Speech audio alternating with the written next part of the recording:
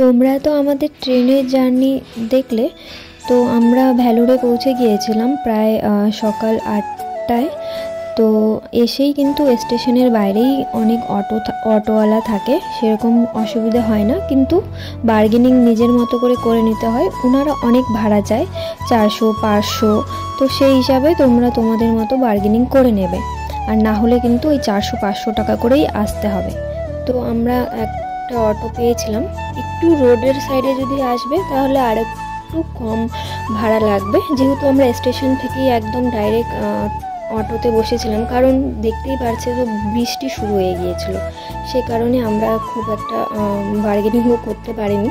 আমাদের লেগেছিল 300 টাকা একদম সিএমসির সামনে। তো আমরা হোটেলে গিয়েই ফ্রেশ হয়ে খাওয়া দাওয়া করে ঘুমিয়ে নিয়েছিলাম। যেহেতু ট্রেনে 2-3 দিন একদমই ঘুম হয়নি, সে কারণে বেশ অনেকক্ষণ ঘুমিয়ে ওঠার পর দেখছি লাইন নেই। তারপরে বাইরে এসে দেখছি যে এখানটায় কিছু লাইনের এখানে প্রবলেম হয়েছিল, সে কারণে কিন্তু সবাই বেরিয়ে গিয়েছিল। আর এটা ছিল আমাদের হোটেল, লোকনাথ সেবা নিকেতন এরকম ছিল নাম। তো এখানটায় লাইন যেহেতু নেই, সবাই তার জন্য বাইরে বসে গিয়েছিল। আর গরমও ছিল, যেহেতু আমরা গ্রাউন্ড ফ্লোরে ছিলাম। উপরেও হয়তো রুম ফাঁকা ছিল, কিন্তু আমরা যেহেতু 3 জন ছিলাম, সে কারণে আমাদের ডবল বেড লেগেছিল। আর ডবল বেডের রুম মানে খুব কমই পাওয়া যাচ্ছিল। তো আর গ্রাউন্ড ফ্লোরে মানে যেগুলো রুমে ছিলাম খুবই পরিষ্কার পরিচ্ছন্ন ছিল, সে কারণে আর অন্য কোথাও যাইনি। তারপরে কিন্তু আমাদের বলেও ছিল যে উপরের রুম খালি হয়েছে, আপনারা চাইলে যেতে পারেন। তো রুমগুলো দেখার পর আমার একটা খুব পছন্দ হয়নি।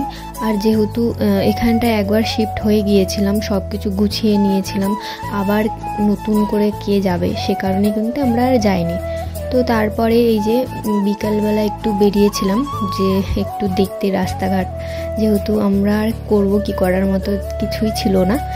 তো আমি, মা আর ও বেরিয়েছিলাম। তো বাজারে যে এখানে দেখছেন অনেক, এখানে কিন্তু স্টিলের যে জিনিসগুলো আছে সেগুলো কিন্তু অনেক ভালো অ্যান্ড মজবুত পাওয়া যায়, আমরাও নিয়েছিলাম। আর এখানটায় বাজারে আমরা একটু বাজারও করতে এসেছিলাম, যদিও আমরা কিছুটা বাজার বাড়ির থেকে নিয়ে এসেছিলাম, কিন্তু যেগুলো কাঁচা বাজার ছিল সেগুলো সবগুলো তো আর আনা সম্ভব না, সে কারণেই নিতে বেরিয়েছিলাম। এই যে দেখছেন, এই যে স্টিলের দোকান, এখানে কিন্তু স্টিলের জিনিস ভালো জন্য দোকানগুলো, সবগুলো দোকানেই প্রায় মোটামুটি ভিড় হয়েই থাকে। আর এই যে এটা বাজার ছিল, আমি এটা কোন জায়গা বলতে পারছি না, যেহেতু সেদিনই ফার্স্ট গিয়েছিলাম, আর এখনও বলতে পারবো না কারণ নাম জানা নেই।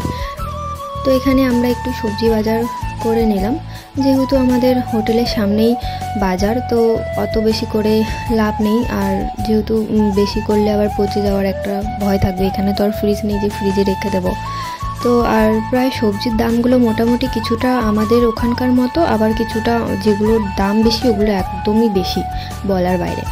তো এখান থেকে আমরা বাজার টাজার করে মাকে হোটেলে রেখে, আমি একটা ফুচকার দোকান দেখেছিলাম, তো তখন একটু ভিড় ছিল, আবার মাকে রেখে, আর যেহেতু হোটেলের সামনেই ফুচকার দোকানটা ছিল, তো আবার এসেছিলাম খেতে। আর ফুচকাগুলো কিন্তু ওখানকার মোটামুটি মানে খাওয়ার মতো, খুব একটা খারাপও নয়। তো এই যে আমরা ফুচকা খেয়ে দিয়ে আবার হোটেলের দিকে যাচ্ছি। তো এখানকার আজকের ভিডিওটা আমি এখানেই শেষ করছি, আবার দেখা হচ্ছে নেক্সট ভিডিওতে।